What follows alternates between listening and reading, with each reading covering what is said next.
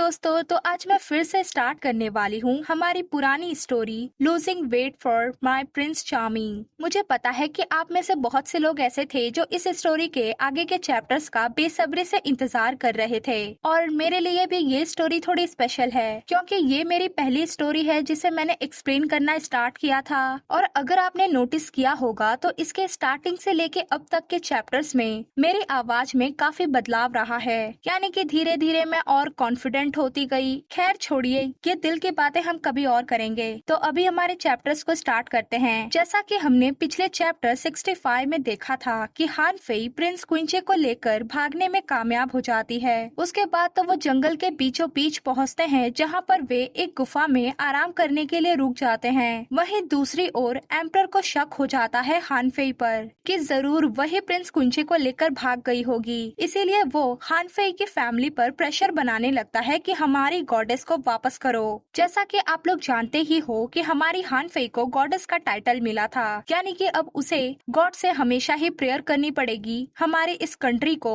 Blessing देने के लिए। अब एम्परर से प्रेशर मिलने के बाद हान फेई के फादर उसे अपने पूरे घर में ढूंढने लगते हैं, लेकिन उन्हें हान फेई नहीं मिलती क्योंकि वो तो पहले ही जा चुकी होती है। तब यानार सामने आती है कि हान फेई की जगह पर मैं पैलेस जाऊंगी। हालांकि इसके लिए उसके फादर मना भी करते हैं, लेकिन यानार नहीं मानती। तो अब उसके आगे से हम देखते हैं एकदम सुबह सुबह हान फेई की आंखें खुलती है और वो देखती है कि प्रिंस क्विंचे अभी भी नींद में है। हान फेई तो ब्लश करने लगती है कि हाय मेरा प्यार, अब तो मेरी हर सुबह बड़ी ही खूबसूरत होगी। आफ्टर ऑल मुझे अपने प्यार का चेहरा सुबह सुबह जो देखने मिलेगा। तभी ताओबाओ आवाज देने लगता है कि होस्ट होस्ट। ये सुन हान फेई का मूड खराब हो जाता है कि इससे तो मेरे खूबसूरत से सपने में खलन डाल दी। इसी के साथ वो ताओबाओ को एक मच्छर की तरह मारकर दीवार में सटा देती है। बेचारा ताओबाओ खुद को संभालने के बाद कहता है, होस्ट ऐसा बिहेव करना बंद कीजिए, मैं आपको रिवॉर्ड देने वाला हूँ। ये सुन हान फेई कहती है, अच्छा। इसी के साथ सिस्टम उसे बताना शुरू करता है कि उसे क्या क्या रिवॉर्ड मिल रहे हैं। सबसे पहला,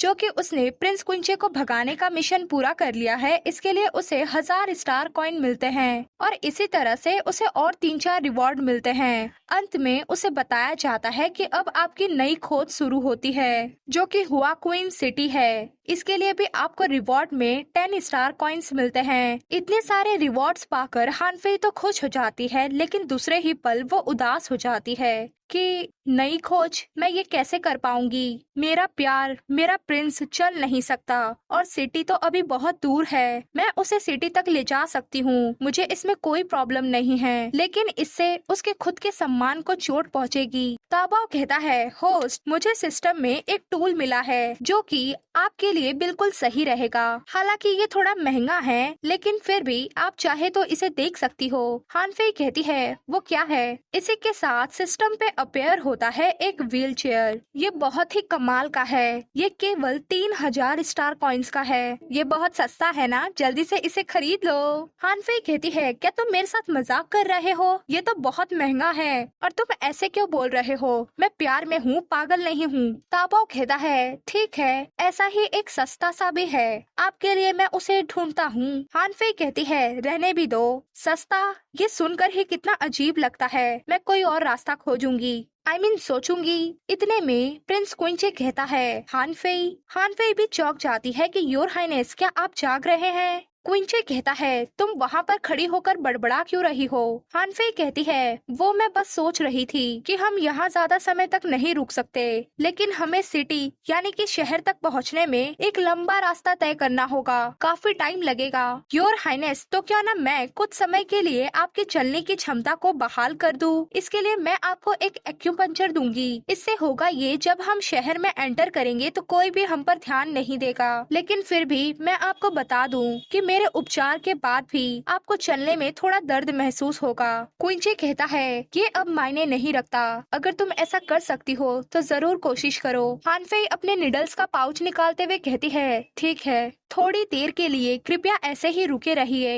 हान फेई बड़े ध्यान से और लगन के साथ अपने निडल का यूज कर रही होती है। उसे डर होता है कि इससे कहीं प्रिंस क्विंचे को चोट न पहुंचे। ऐसे में हान फेई को पसीना भी आ रहा होता है, जो देख क्विंचे उसे पोंछ देता है। हान फेई भी चौंक जाती है कि योर हाइनेस, अगर आप ऐसा करोगी तो मेरा ध्यान भटक जाएगा। प्रिंस क्विंचे मुस्कुराते हुए कहता है, अच्छा। थोड़ी देर बाद हान फेई अपना काम कर लेती है और पसीना पोंछते हुए कहती है, खैर अब आप खड़े होने में सक्षम होने चाहिए, लेकिन बात बस इतनी सी है कि हमें शहर पहुंचने में अभी काफी टाइम लगेगा। काश कि हमारे पास एक कैरेज यानी कि घोड़ा गाड़ी होती तो बहुत अच्छा होता। उसके बाद तो क्विंचे जोर से चिल्लाते हुए कहता है, काश कि हमारे पास एक घोड़ा गाड़ी होती, काश की होती। गुफा के बाहर ये सब सुन लेता है जी फैंग। जाहिर है प्रिंस क्विंचे उसे ही सुनाना चाहता था। वो तो घबरा ही जाता है कि हम जंगल में हैं, यहाँ पर गाड़ी कहाँ से मिलेगी। आपकी ये मांग तो बिल्कुल सही नहीं है योर हाइनेस, लेकिन फिर भी वो क्या कर सकता था, इसीलिए वो घोड़ा गाड़ी यानी कि कैरेज ढूंढने के लिए चला जाता है। थोड़ी देर बाद उनके सामने एक घोड़ा गाड़ी आ जाती है, जो देख हान फेई चिल्ला पड़ती है कि ये क्या है। क्विंचे कहता है, ये तो घोड़ा गाड़ी ही लगती है। हान फेई कहती है, निसंदेह मुझे भी पता है, लेकिन ये गाड़ी आई कहाँ से। क्विंचे भोला बनते हुए कहता है, शायद आसमान से गिरी होगी। ये सुन हान फेई उसे घूरते हुए कहती है, क्या तुम्हें मैं बेवकूफ लगती हूँ। क्विंचे हान फेई के सर को सहलाता है और कहता है, नहीं चलो चलते हैं। फिर क्या था, हान फेई कुछ बोल ही नहीं पाती। इसके बाद हमारा सीन शिफ्ट होता है सीधा हुआंगकिंग शहर पर। कैरेज शहर के अंदर पहुंचता है और हान फेई एक होटल के सामने उतरती है और प्रिंस क्विंचे को सहारा देते हुए अंदर ले जाने लगती है। अभी इनको अंदर आता देख होटल की मालकिन कहती है, आइए आइए, आप लोग यहाँ पर खाना खाना चाहते हैं या आज रात रुकना चाहते हैं। इसी के साथ उसका ध्यान जाता है क्विंचे के पैरों पर, जो कि कांप रहे होते हैं। ये देख वो सोचती है कि ओ इतना सुंदर आदमी, लेकिन इसके पैर में प्रॉब्लम है बेचारा। इतने में हान फेई कहती है, जी हमें एक बड़े कमरे की जरूरत है। मालकिन कहती है, ठीक है कोई बात नहीं, मैं तुरंत ही व्यवस्था करती हूँ। उसके बाद क्या था, इन्हें कमरा मिल जाता है और हान फेई क्विंचे को बैठा देती है और उसके पैरों को चेक करने लगती है। चेक करते हुए हान फेई कहती है, योर हाइनेस आप कैसा महसूस कर रहे हैं। क्विंचे कहता है, मैं ठीक हूँ हान फेई। हान फेई तो परेशान हो रही होती है कि भले ही हम यहाँ पर घोड़े गाड़ी से आए, लेकिन फिर भी रास्ता बड़ा उबड़ खाबड़ था, जरूर मेरे प्रिंस को तकलीफ हो रही होगी। इतने में क्विंचे कहता है, अब से तुम मुझे हर दिन एक्यूपंक्चर दे सकती हो। हान फेई कहती है, लेकिन इससे आपको तकलीफ होगी। इतने में क्विंचे उसका हाथ पकड़ लेता है और कहता है, हान फेई मैं सहन कर सकता हूँ, मेरा विश्वास करो। हान फेई हामी भर देती है और मन ही मन कहती है, काश कि मैं वो अच्छी वाली व्हील चेयर खरीद पाती। हालांकि उसका प्रभाव केवल कुछ घंटों तक ही रहता, लेकिन फिर भी क्विंचे इससे खुश होता है ना। लेकिन उसकी कीमत तो 3000 स्टार कॉइन्स है और मेरे पास केवल 1000 स्टार कॉइन है, जो कि मैंने अभी ही कमाया था और जो पहले से मेरे पास थे। उन सबको मिलाने के बावजूद भी 1500 स्टार कॉइन्स कम पड़ रहे हैं। मुझे उन्हें कमाने की जरूरत है। उसके बाद तो हान फेई कहती है, योर हाइनेस मुझे बाहर जाकर आपके लिए कुछ जड़ी बूटियाँ खरीदनी है, तो मैं लाने जा रही हूँ। मेरा इंतजार करना, मैं जल्द ही वापस आऊंगी। क्विंचे उसे रोकता रह जाता है और हान फेई अपनी धुन में निकल जाती है कि चूंकि सिस्टम ने मुझे यहाँ आने के लिए कहा था, यानी कि यहाँ पर और भी छोटे मोटे मिशन मिलेंगे। अब तो मेरा पहला काम यही होगा, स्टार कॉइन्स को कमाने का। इसके बाद क्या था, हान फेई निकल जाती है सिटी में घूमने के लिए, या यूँ कहें तो कुछ कमाने के लिए। वहीं पर वो एक ऐसी गली में पहुँच जाती है जहाँ पर ब्रॉथल होता है। उसी ब्रॉथल के ऊपर बने बालकनी से ढेर सारी लेडीज नीचे से जा रहे आदमियों को बुलाने का ट्राई कर रही होती है कि सर जरा अंदर तो आइए। हान फेई ये सब देखते हुए चल रही होती है और कहती है, क्या ये मेरा भ्रम है? आखिर ये किस तरह का शहर है? ये मुझे थोड़ा अजीब लगता है। ताबो कहता है, ओहो होस्ट, आप नहीं जानते होंगे, लेकिन ये हुआंगकिंग शहर के बारे में सबसे फेमस चीज है फ्लावर्स, यानी असली फ्लावर्स नहीं, ये है फूलों का हाउस। फूलों की तरह ही यहाँ की लड़कियाँ बेहद सुंदर होती हैं। ये सुन हान फेई ओवर एक्टिंग करते हुए कहती है, ओ निश्चित रूप से ये मेरी नियति है। समय और जगह में यात्रा करने के बाद भी मैं इससे नहीं बच सकी। कोई बात नहीं, मुझे अभी भी इस ब्रॉथल से निपटना है, मतलब मुझे आता है। उसके बाद तो हान फेई सीधा अंदर जाने लगती है, लेकिन उसे सामने से रोक दिया जाता है। फिर हान फेई पीछे होते हुए कहती है, मुझे माफ कीजिए। सामने तो एक हट्टा कट्टा आदमी होता है जो कि हान फेई का हाथ पकड़ लेता है और कहता है, वाह तुम तो बहुत सुंदर लगती हो। हान फेई तो अजीब सा मुंह बना लेती है और मन ही मन कहती है, क्या तुम सीरियस हो? नहीं, बेहतर ये होगा कि मैं इस आदमी आदमी से दूर हो जाऊं और मुझे अपने प्रिंस के लिए दवाइयाँ भी तो खरीदनी है।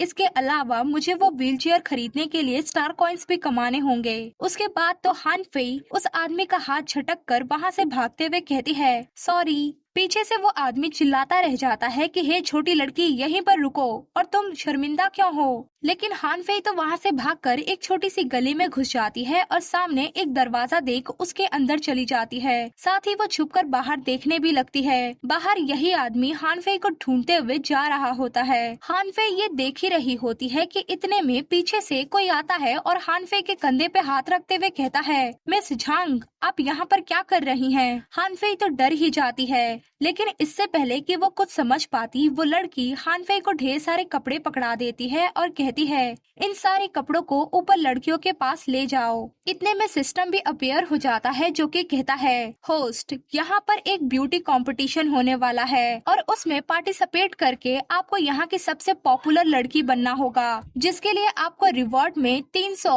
स्टार कॉइन्स मिलेंगे। खैर वो लेडी तो अपना काम समझाकर चली जाती है और हान फेई सदमे में आ जाती है कि क्या मैं मानती हूँ कि मुझे अपने प्रिंस चार्मिंग के लिए वो व्हीलचेयर खरीदना है, जिसके लिए मुझे बहुत काम करना होगा और मैं करने को भी तैयार हूँ, लेकिन मैं यहाँ की सबसे पॉपुलर लड़की कैसे बन सकती हूँ? ताओबाओ, क्या मैं यहाँ के जजेस को अंधा कर सकती हूँ इस कंपटीशन को जीतने के लिए? ताओबाओ कहता है, चलो भी होस्ट, आप क्या बोल रही हो? आपको ये काम अच्छे से करना चाहिए। आफ्टर ऑल आपको 300 स्टार कॉइन्स मिलेंगे। खैर हान फेई उस लेडी का दिया काम करने के लिए ऊपर जाते हुए सोच रही होती है कि मैं सबसे पहले इस कंपटीशन के बारे में थोड़ी पूछताछ करूंगी, जिसके लिए ऊपर जाकर ये कपड़े देने का काम ही कर लेती हूँ। हान फेई ऊपर पहुँचती है और पहले कमरे में घुस जाती है।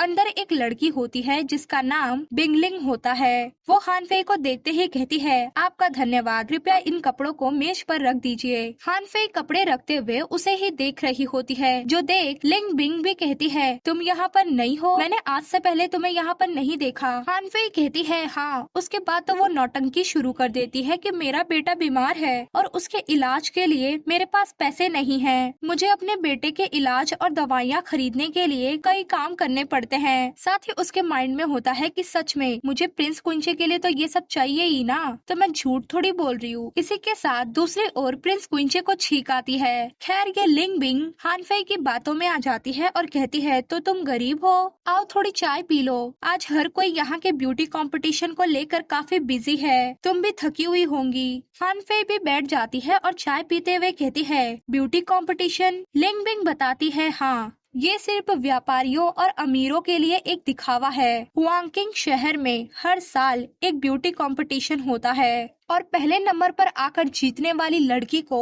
100 सोने के सिक्के दिए जाते हैं और उसे कभी भी मेहमानों का स्वागत करने के लिए प्रेशराइज नहीं किया जाता है। लेकिन पहले नंबर पर आना काफी मुश्किल है, क्योंकि इस शहर में पूरे 31 हाउस है, फ्लावर हाउस यानी कि ब्रॉथल। यहाँ पर कई खूबसूरत लड़कियाँ एक साथ जुटेंगी और हर एक कमाल की सुंदर होगी। तो मुझे बताओ कि मैं क्या करूँ? ऐसा कहते हुए वो हान फेई को ही चिपट जाती है। बेचारी हान फेई घबरा जाती है और कहने का ट्राई करती है कि अरे मुझे छोड़ो तो सही। खैर लिंग बिंग भी अपना रोना शुरू कर देती है कि मेरे पास अब कोई और ऑप्शन नहीं है। मुझे डर लग रहा है कि मैं पहले प्लेस पर नहीं आऊंगी, लेकिन मैं अब यहाँ रुकना नहीं चाहती, तो मुझे क्या करना चाहिए? हान फेई उसे दूर धकेलते हुए कहती है, तो इस मामले में तुम्हें घिसे पिटे रास्ते से हटना होगा। लिंग बिंग कहती है, तुम्हारा मतलब क्या है? हान फेई जो कपड़े लाई होती है उसे दिखाते हुए कहती है, ये कपड़े बहुत अच्छे लगते हैं, लेकिन हर कोई इसी तरह के कपड़े पहनेगा। तुम्हारे पास कुछ भड़कीले कपड़े नहीं हैं? अगर तुम भी यही कपड़े पहनोगी तो तुम भी हर किसी की तरह ही दिखोगी। ये सुन लिंग बिंग कहती है, ओ मैं समझ गई, मैं अभी जाकर नए कपड़े मांगूंगी। ये बताने के लिए तुम्हारा शुक्रिया। आज रात को जरूर आना और कंपटीशन में मुझे डांस करते हुए देखना।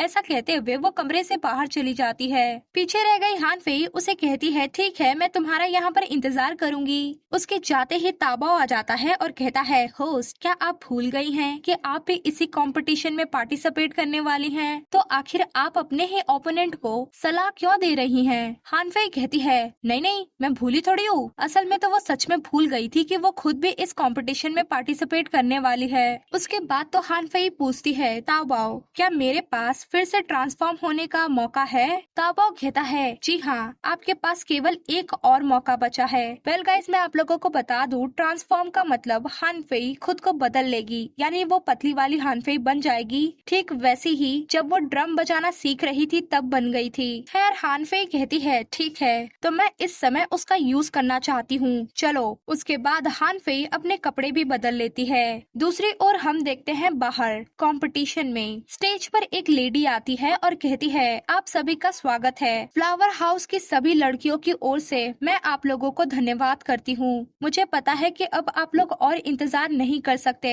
तो इसीलिए शुरू करते हैं। तो सबसे पहले आ रही है वानहू हाउस से यिंग। इसी के साथ यिंग स्टेज पर आ जाती है और अपना डांस परफॉर्मेंस शुरू कर देती है और उसके इस खूबसूरत से नृत्य यानी डांस को देखते हुए हर कोई तालियां बजा रहा होता है। तो इसी के साथ हमारा आज का ये चैप्टर यहीं पर कंप्लीट होता है। आप लोगों को ये चैप्टर कैसा लगा कमेंट में बताइए, लाइक कीजिए, शेयर कीजिए और प्लीज सब्सक्राइब कर लीजिए।